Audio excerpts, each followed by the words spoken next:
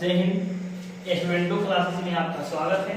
जैसा कि हम आपको पिछले वीडियो में जो अनुवाद के संबंध में जो कुछ बातें किए थे, जो कुछ पढ़ाए थे, उसी का सेकेंड पार्ट यहाँ पर आपको देखने को मिलेगा।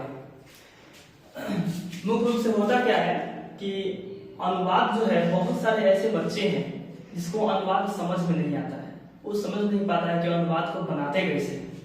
तो अनुवाद बनाने के लिए मुख्य रूप से बेसिकली फॉर्मूला होते हैं और कुछ प्रैक्टिस के ऊपर निर्भर करता है, उसके बाद आप ऑटोमेटिक समझ जाते हैं। तो इस चीज को समझाने का हम प्रयास करेंगे इस वीडियो में।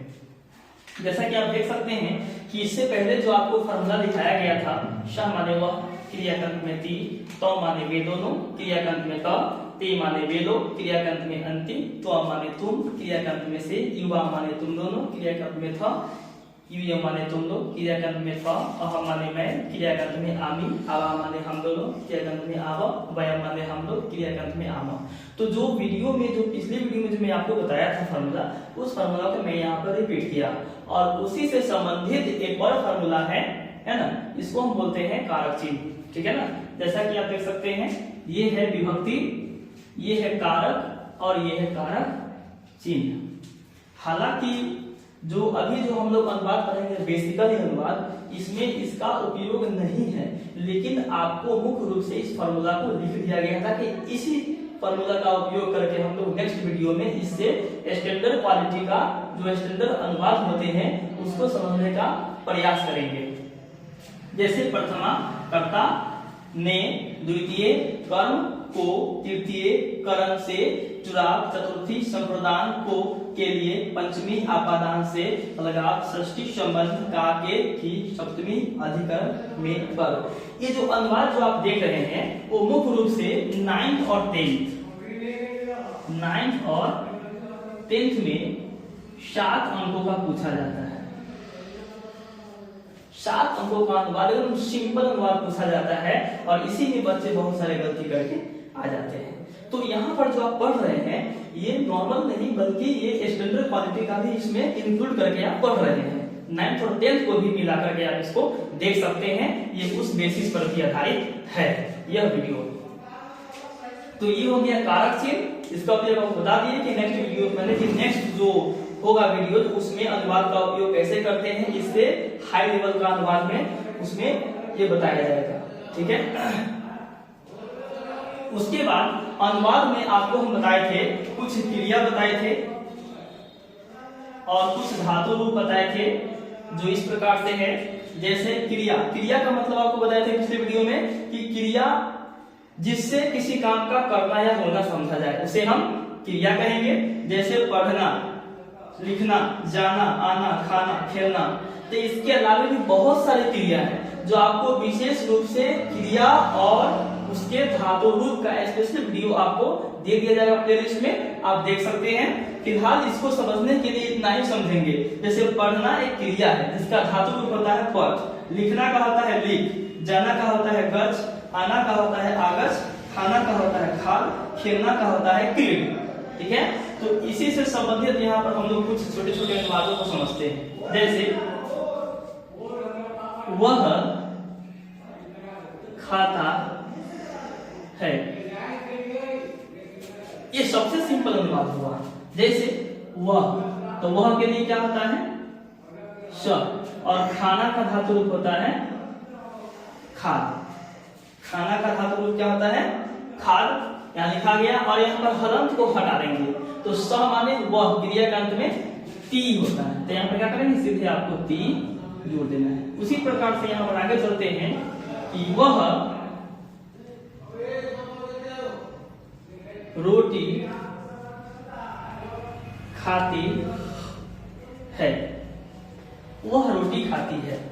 तो यहाँ पर जो वाक्य है वो स्त्रीलिंग शब्द है, तो इसीलिए यहाँ पर वह के लिए सह नहीं बल्कि क्या हो जाएगा, साह हो जाएगा। और रोटी का होता है रोटी कम, क्या होता है रोटी कम। और खाना क्रिया है तो खाना क्रिया का धातु रूप होता है खाद, खाद है ना। तो यहाँ पर साह क्यों हुआ, क्योंकि ये शब्द स्त्रीलिंग है, जाति है, इसीलिए यहाँ पर साह का प्रयोग हुआ है। ठीक है। और सह माने वह चाहे सह माने वह क्रिया का अंत में ती ही होता है, तो यहाँ पर क्या हो जाएगा, नॉर्मली ती जोड़ देंगे। कितना सिंपल है, आप इसको समझ सकते हैं, कुछ नहीं है इसमें, आप थोड़ा सा दिमाग में जोड़ देंगे, आपको अनुवाद फटाफट समझ में आ गया, मेरा गारंटी है। उसी प्रकार से रहेगा जैसे मैं घर जाता हूं, मैं घर जाता हूं।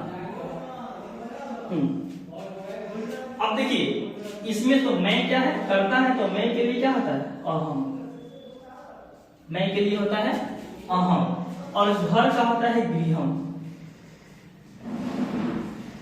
और जाना का धातु रूप होता है, यहां से लेंगे, जाना का होता है गच्छ, हलंत को हटा देंगे, गच्छ।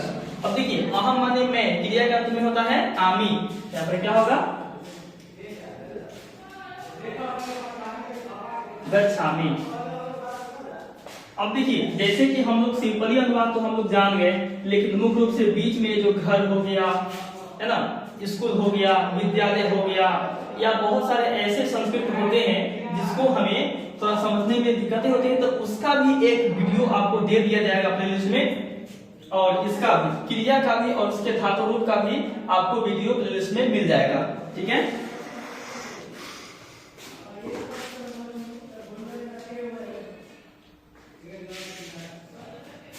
अब देखिए यहां पर आप लोग क्रिया के अंत में लगाते हैं, तो नॉर्मली आपको हम बता दिए तो वो तो आप बना लीजिएगा, लेकिन इसको थोड़ा सा समझ लेते हैं कि हमेशा क्रिया में ही लोचा होता है, क्रिया के अंत में ही थोड़ा समस्या होती है कि हम कैसे वहां पर जोड़े, ठीक है ना। तो एक लॉजिक है, आप इसको जैसे ही बनाना शुरू कीजिएगा आपको समझ में आने लगेगा, प्रैक्टिस कीजिएगा 10 बार, 5 बार, 20 बार, 25 बार, मतलब प्रैक्टिस कीजिएगा तो आपका वीडियो यानी कि आपका जो प्रैक्टिस है वो पूरा क्लियर हो जाएगा, आप आराम से इसको समझ पाइएगा। जैसे मान लेते हैं कि हम गच्छ धातु को लेते हैं,